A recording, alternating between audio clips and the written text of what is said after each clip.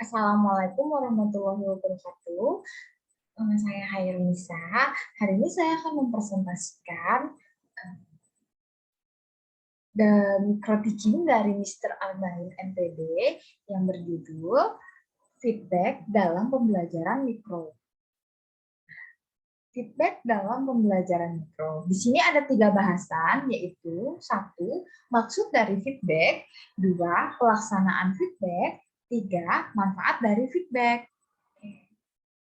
Yang pertama adalah, apa sih yang dimaksud dengan feedback? Unsur feedback dalam pembelajaran mikro merupakan ciri penting yang tidak terdapat dalam prosedur latihan mengajar tradisional. Dalam pembelajaran mikro, hasil pencatatan observasi oleh supervisor atau pembimbing, guru pamong, atau mahasiswa dikumpulkan sebagai data untuk feedback, yaitu dapat didiskusikan, dilihat, atau didengar kembali penampilan keterampilan dalam pembelajaran mikro tadi.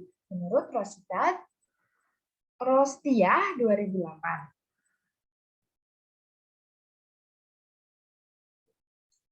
Feedback mengungkapkan kelebihan dan kekurangan praktikan dalam mengajar. Feedback dapat diberikan melalui beberapa cara, yaitu secara langsung dari dosen dan pengamat, video, kaset, dan lain-lain. Feedback memberikan kesempatan kepada praktikan untuk melakukan refleksi diri mengenai kemampuan dalam mengajar.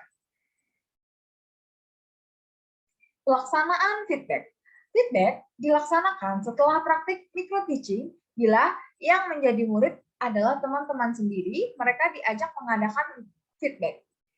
Contohnya, dalam feedback diadakan diskusi, kritik, dan evaluasi dari hasil observasi. Maka fungsi diskusi di sini sebagai feedback dari mahasiswa yang melaksanakan praktek micro teaching diperlukan sikap terbuka dan adanya motivasi untuk memperbaiki. Contohnya, bila menggunakan alat pencatatan atau perekam mekanis dapat diputar kembali suara, gambar, kemudian dijadikan bahan diskusi dan kritik. Setelah feedback, maka dibuat persiapan lagi mengenai keterampilan yang sama, yang sudah diperbaiki, kemudian praktik micro teaching lagi. Contohnya, dalam memberikan feedback, ada beberapa saran agar pemberian feedback dapat diterima. Ketika memberikan feedback, cobalah untuk A. Be specific rather general. B. Be descriptive, not evaluative. C. Describe something the person can act upon. C. Choose one of two things that person can concentrate on. A. Less avoid inference about motivate, intention, or feeling. Be specific rather than general. Be specific rather than general adalah jadilah spesifik daripada umum. Semakin banyak feedback yang konkret, maka akan lebih bermanfaat untuk orang yang menerima itu. Kemudian, be descriptive, no evaluative. Artinya feedback deskriptif bukan evaluatif. Pemberian feedback tidak hanya menekankan seberapa buruk atau seberapa baik penampilan, tetapi lebih kepada pendeskripsian tentang penampilan tersebut. Selain itu, karena persepsi itu berasal dari diri sendiri, maka ada baiknya memulai feedback dengan kata-kata menurut pendapat saya atau dalam pengalaman saya. Oke, lanjut. Kemudian ada di describe something the person can act upon, artinya jelaskan tindakan yang bisa dilakukan. Misal, jika praktikan gugup seperti saya, sehingga suaranya meninggi, mungkin semakin diberi feedback dengan berkata, Anda mungkin bisa menarik nafas dalam-dalam untuk mengurangi ketegangan agar suaranya tidak terlihat gugup. Just one or two things that person can concrete on. Jadi pilih salah satu, pilih satu atau dua orang untuk lebih fokus. Orang-orang biasanya dapat bertindak hanya atas beberapa feedback pada suatu waktu. Jika diberikan banyak saran, mereka cenderung menjadi frustasi ketika memberikan feedback. Fokuslah pada hal-hal yang memerlukan perbaikan saja.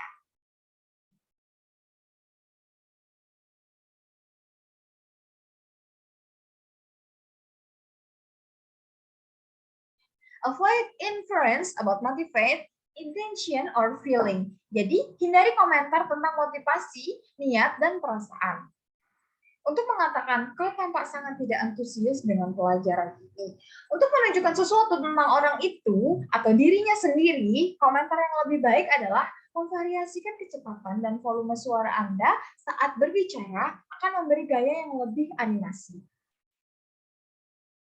Kemudian, bagaimana bila menerima umpan balik? Sedangkan bila menerima umpan balik, cobalah untuk be open be open to what you are hearing.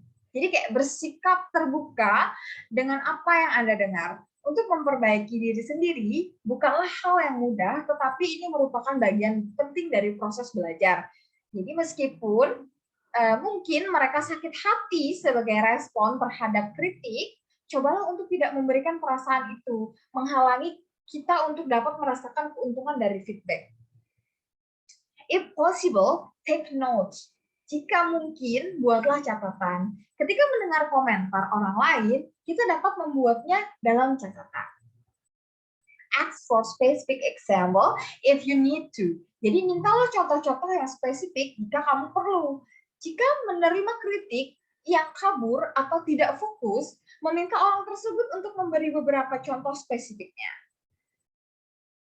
Kemudian, ada judge the feedback by the person who is giving it. Nilailah feedback mulai melalui orang yang memberinya. Anda tidak harus setuju dengan setiap komentar yang diberikan, tapi ambillah yang memang membutuhkan perbaikan. Kemudian the last part adalah nomor 3, manfaat dari feedback. Manfaat dari feedback ini ada banyak, yaitu merupakan arena yang memberikan kesempatan untuk mengeluarkan pendapat atau kritik, membangun dan mendiskusikan suatu masalah yang dihadapi bersama. Kemudian yang B, ada kesempatan mengenali diri sendiri maupun orang lain dengan menilai diri sendiri dan orang lain. Yang C, mengetahui kelemahan sendiri dan mendorong untuk memperbaiki.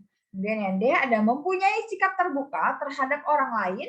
Yang E, mengembangkan rasa percaya kepada diri sendiri. Yang F, memupuk kerjasama. Yang terakhir adalah merupakan usaha bersama untuk menyempurnakan keterampilan guru. Oke, berikut adalah presentasi dari saya. Menurut saya feedback ini sangat bagus ya untuk menilai kita dalam melakukan seperti presentasi, seperti kita melakukan atau menjadi moderator, atau kita melakukan lebih banyaknya dipakai kepada kita yang melakukan presentasi ya. Kita memberikan kritik dan saran terhadap isi dari presentasi orang tersebut, tapi tidak menyakiti orang tersebut karena tadi sudah diajarkan dan sudah dipaparkan beberapa cara agar tidak membuat orang itu sakit hati dengan kata-kata kita, atau ada diajarkan beberapa cara agar kita dapat membalas umpan balik. Sekian dari saya. Terima kasih. Wassalamualaikum warahmatullahi wabarakatuh. Selamat sore.